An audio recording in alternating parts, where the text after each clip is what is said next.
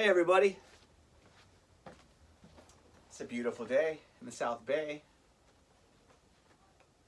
So I'm here to do something that I've been pushing aside for a long time, and that is I wanted to talk about some of the different profiles that are available from all the different snowboard companies. We try to carry a nice wide variety of different companies that offer different profiles that are going to sometimes cater to different styles of riding and also to different levels of riding. And of course everything is it's all preference. So this isn't some exact science. I'm sure there's a bunch of knuckleheads that I know firsthand that are probably going to chime in on this and have some silly comments, silly input to provide. But here's what I got for you. One of the biggest questions is, what's the right board for me? The length, obviously, the width, all these factors that I can talk about in another one. But right now, the most important thing that a snowboarder needs to decide on is what profile is going to best suit their needs. And there's a lot of options, and some of them have very similar kind of personalities. The board's going to perform very similar in different conditions, but there's a couple basic facts that are just kind of undeniable. And so the different profiles that we offer here at Olympus Board Shop are, we have straight up rocker, just pure rocker. People call it banana, they call it rocker, they have other terms for it. But pure rocker is typically going to be the easiest board to ride, and it's going to be the most forgiving. Great for beginners, and great for riders who are maybe really confident riders, but still kind of cautious, and they don't want to catch an edge and hurt themselves. And then guys that are strictly riding powder, sometimes pure rocker is their preference, because the boards have a tendency to want to constantly point upwards, and so you can eliminate burying the nose in powder conditions.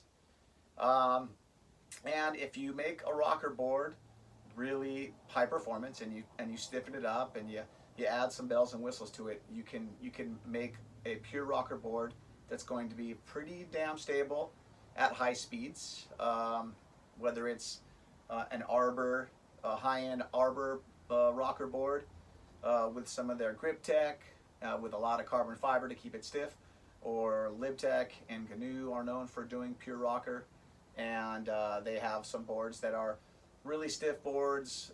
They also have something called magnet traction to kind of add to the edge hold of a board that has pure rocker. So, but the upsides of rocker are basically that it's very forgiving. It's the least likely of all of the profiles to catch an edge. And for those of you who know what catching an edge is, obviously you want to avoid that all the time because it sucks. But for those of you who are new to snowboarding or don't know what catching an edge is, if you've ever been snowboarding, you have caught an edge. So if you're not familiar with the term, it's when you're cruising around, having a good time, and suddenly you catch an edge and you're face down in the snow, or head backwards, whiplash, wondering what the hell just happened. Pretty much sucks. Catching an edge always sucks. And with all these new profiles, it's pretty easy to, for the most part, avoid that.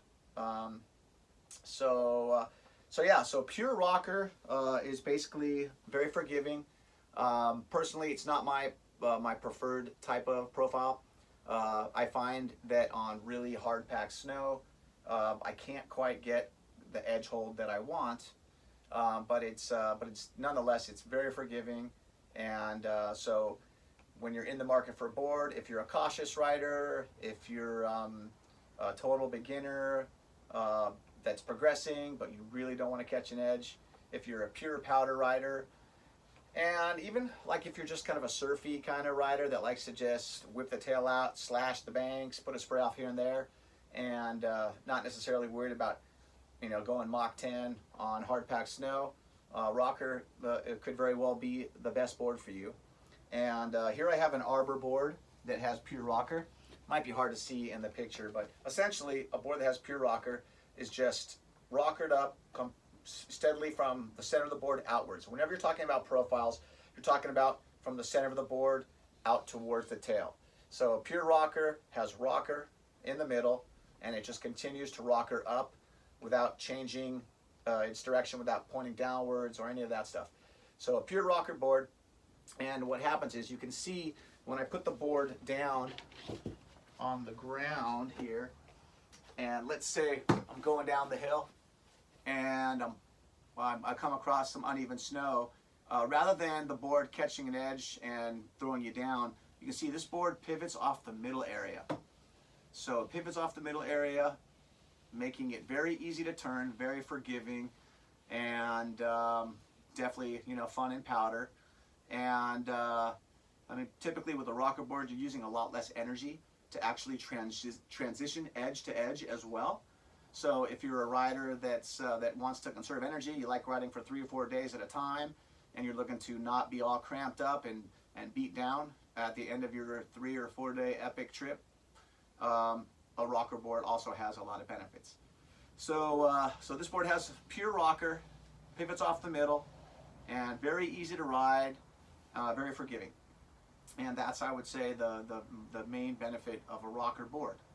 Now, with some of the other brands out there, particularly one of our better selling boards is called Never Summer, and they're made in the USA, super high quality, very fun boards to ride. Definitely something to consider trying if you have not tried one before. And so that would be the next variation of a rocker board. So I just pulled out the Peacemaker right there. Every Never Summer board is a board that has a rocker to camber profile. So look at the rocker to camber. You can see, maybe you can't because I don't know how good this video is coming out, but you can see that the board has rocker in the middle, just like the Arbor board, all right? Just like the Arbor board has rocker in the middle. But what happens is as the board extends out, it's rocker to camber. So as you direct the board out towards the tips and the tails, when you get out to the far end of the inserts, the board starts to camber back down. And so if you look at the boards back to back, like this, you can see that there is a distinct gap right here. And that's because the Arbor board is continuing to rocker upwards, and the Never Summer is going away from the rocker and starts to camber back down. So it's rocker to camber. And so what that does is it gives you the same freedom, the same playfulness, the same forgiveness as a pure rocker board. But what I find, again, some people are going to have preferences. Everyone's going to have their own version. But so when you take the board, I put it down on the ground, so you can see that much like the Never Summer board, the board pivots off of the middle. So the whole tip and tail can swing freely. When you go up edge to edge, it's pivoting off that middle. I mean, if you take a camber board or even a hybrid camber board and you try and just lift it up onto its edge like this, it's a lot harder with using just a couple fingers because you're picking the board up off of the way out here rather than everything pivoting right off the middle of the board. So again, I mean, again, not science, but basically I would say that you're using about 20% less energy every single time you rock up edge to edge on the board. And that's going to translate into a lot less fatigue over a multi-day snowboard trip. So, I mean, I've experienced it. I've done a lot of testing with camber boards versus rocker camber, like the whole spectrum. Been riding for a long time, over 30 years. And so definitely done some serious testing and found that all the rocker boards definitely are, there's a lot less energy required to actually to make them do what they do.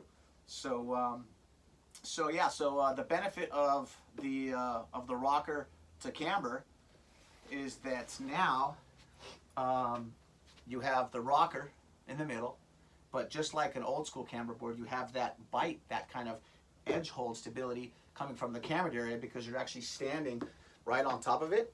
So rather than having the camber in the middle and trying to drive the board down into the edge from a lower point that's away from the highest point, they've actually, Never Summer's done a great job of giving you rocker that extends out from the middle and giving you the highest point of camber directly under your feet. I mean, I like to call it snowboard camber because it really makes a lot of sense. It's actually designed to give you the maximum amount of leverage every time you're driving the board into the snow. You think about traditional camber is in the middle, and that comes from skis, and we don't stand there. So so that's why I prefer this this profile over pure rocker myself, because I feel like I have the benefits of the rocker. You can see how the tip just kind of creeps on up, lifts right up with me, really responsive, really reactive. But as soon as I go to roll the board on edge, because I'm driving the metal edge of the snowboard into the snow from the highest point of camber, the edge hold is amazing. So you get basically the freedom, the playfulness, and hopefully the catch-free, injury-free benefits of a pure rocker board, while still having the rock-solid edge hold of a camber board. So Never Summer has rocker to camber. We also carry LibTech and GNU that are also rocker to camber. So lots of great options. But when you're choosing a board, if you feel like the benefits of having that less fatigue, having all the playfulness and the float and powder, but you like something that pivots off the middle, you like using a little less energy, and maybe you're not in the best shape, or maybe you like to ride hard for 3-4 days, the rocker to camber tends to really work well for that. So again, you can get it from we have it with Never Summer boards, we have it with LibTech, we have it with GNU, we have it with Roxy. Yeah, I think that's it. But great options. So that's basically how rocker to camber works. Just a little more beefed up version of pure rocker for a rider that likes that playfulness but still wants a really aggressive edge hold, even in the most hard pack conditions. So that's your rocker to camber. Now moving on to the next profile before we do, is that there's always going to be pros and cons. There's always going to be preferences, and so one of the things that some people find a little bit tricky is with having the rocker in the middle is that if you're into boxes and you're into rails, sometimes riders find that when they get onto a box and they're sliding it this way as opposed to like 50-50 style, they find that the board can be a little bit teeter-tottery. I mean, there's plenty of riders that are, Chris Corning from Never Summer kills it on rails. More of a big air guy, but I mean, kills it and everything. And there's plenty of other riders that have shown that they have no problems having any type of rocker in the middle. It still works great on boxes and rails for them. But there are riders that prefer to have that old school feeling of camber, where the board's actually bowing this way and kind of wrapping over the rail. And so that's where we're gonna migrate over to the camber zone. So so here we have a Nitro. Been around for a long time. One of the pioneering snowboard companies. Basically, they've always done a really good job of designing really amazing boards. They got some great tech. But for Nitro, the majority of the boards that we carry from Nitro are camber to rocker. They call it cam rock. These guys call it cam out. There's a bunch of different companies that are offering it with a different name. But essentially, like I mentioned earlier, we're talking about the profile extending out from the middle out towards the tail. So if we take the Never Summer board and we take the Nitro board, you'll see that they're almost kind of mirror images of each other. So the Never Summer board, like we said, has the rocker to the camber, and the Nitro board here has camber, so it's bowing the opposite direction in the middle, and then just as you get past the inserts, it's going to flatten out for about, 3-4 inches, and then it's going to start to rocker upwards. So basically mirror images of each other. Both the boards the tip and tail are lifted up off of the snow to create that freedom so that you can ride without catching an edge. You can, if you're approaching a box or a jump and you're about to, do something that's potentially dangerous, the last thing you want to do is bury the nose, catch that edge up at the points of contact there, and all of a sudden, right as you're about to perform your first, 720 or your first 50-50 on a box, suddenly catch an edge and you're wrapped over that box, or you're upside down in the air, and that, once again, really sucks. Raise your hand if you've been there and you've done that. See, no, you've been there, you've done that. Garrett, you've been there, you've done that. Arthur, dude, every time. Anyways, love you guys. But yeah, so Never Summer has rocker to camber. The Nitro board here, the T1, has camber to rocker. And if I put it this way, it shows you some of that, a pretty good view of it as well. But essentially, both tips are lifted up. So both designed to give you that freedom to not catch an edge. So now if I take the Nitro board and I put it down here, now you can see when I pivot it, all right? So it's not pivoting off the middle, because that's not the area that's sitting on the snow. So the camber is bowing down. So instead of the rocker being in the middle and the board pivoting off the middle, the board bows down, and the area that's basically sitting on the snow is here, this area right here, right in front of the inserts. So that's kind of where it pivots off of, all right? Not off the tip. You get the rocker boards. You can see this guy pivots right off that middle area, and this guy pivots just behind the nose. So that's a good thing. What that means is that as you're approaching a jump or you are approaching a box, the points of contact right here, the widest points at the tip and the tail, it's not fully engaged. It's not locking you in so that you're about to hit a box, about to hit a jump, and then suddenly the board is going left or right, and you're just kind of going along for the ride at that point in time. So the camber to rocker has its benefits because sometimes when you're hopping onto a box, whether it's 50-50, this pointing the nose directly straight ahead, or whether you're board sliding it kind of along the box this way, what happens is the board tends to, as you land on it, the center area, the cambered area, kind of grabs hold, causes some friction, and kind of locks you in a little bit better for some riders. It's, again, preference, but we've definitely seen a lot of guys that prefer having that little bit of camber in the middle, just to give them that lockdown feel for boxes and rails. Also, if you're doing heavy spins in the park, if you're working on your 360s, 540s, if you don't stomp a board that has rocker in the middle, because of how it spins off that middle area, if you don't stomp it pretty good, pretty solid, there's a chance that as you land the board, you're going to land your 360, but kind of spin around 180 and wash out, and there goes your gold medal. Oh, no gold medal. So some guys still prefer for that kind of technical aerial riding. Some of the guys still like to have camber to rocker for that reason as well.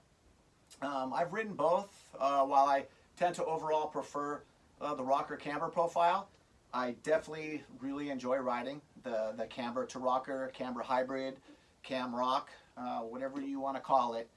It's super fun it's super fun board to ride. Because you're not pivoting off that middle area, you're going to spend a little bit more energy throughout the day for sure. But how many, it's not like you're going to have a lot of old dudes that are maybe not in the best shape spending their time hitting boxes and rails. So so there's some guys, granted some of those guys still like the way these boards feel, but definitely some of the youngsters are preferring the camber to rocker. Again, it's total preference, 50-50 shot. For a couple of years there, everybody wanted rocker, and then everybody wanted rocker camber. Now it's kind of all over the map. Some people are like, I need pure camber. I'm so cool and awesome. I need pure camber, and we'll go there. Don't worry. But yeah, so camber to rocker is a very popular profile. We're happy to offer it because it's in my opinion the best two profiles out there that are best, the all-around profiles, are rocker to camber and camber to rocker combined. And then one thing about the nitro boards that's pretty cool, that's also unique to them, that you won't be able to see in this picture, but they have something called rail killer edges. So if you are really into boxes and rails, you're probably going to mash up your edges, crack them, bust them, something at some point in time. So the edges on here are a good maybe like 20% thicker than the metal edges on anyone else's snowboards. So they can really take a hit for those guys that are focusing a lot of energy in the park on the boxes and the rails, and you don't want to blow your edge out right away. So that's the Nitro T1. And so another, the last profile that we'll talk about is here we got a GNU board made by Merv Manufacturing. They do LibTech and they do GNU. And they have a board, they call it C3 profile. It's essentially a camber profile. So basically what happens is when I take this board, you'll see right away one of the obvious differences, and probably the main reason why we don't recommend this for beginners, and it's probably a little aggressive for a lot of riders. But if you like just carving really hard, there's still guys that really like this old school camber, and they're okay catching an edge once in a while. But, so if you look at this board, you can see it's catching right at the points of contact, right at the widest points, right at the very front of the board. So basically what that means is that this board is always pointing down, always pointing right down, and all the pressure is being applied right to these 2 points of contact, always. And so what that means is that if you're not on your game, if you're not paying attention, maybe you had a couple too many beers, Marcus, maybe whiskey, at lunch, you're probably going to end up catching an edge and hopefully just shaking it off and not smashing your head on the snow or anything scary like that. But I mean, I've ridden these boards too, and it's a little more energy, a little more work required to stay on top of it. But there is definitely something kind of locks you in when you're carving. I wouldn't really recommend a camber profile for someone who's having fun in the park and you know looking to maybe not land that 540 and catch an edge. Sometimes the board sliding out is a good thing. Sometimes when the board doesn't slide out, that means it's gonna just go bam and bam. That hurts. Got a few injuries from that over the years, so I try to avoid those situations now.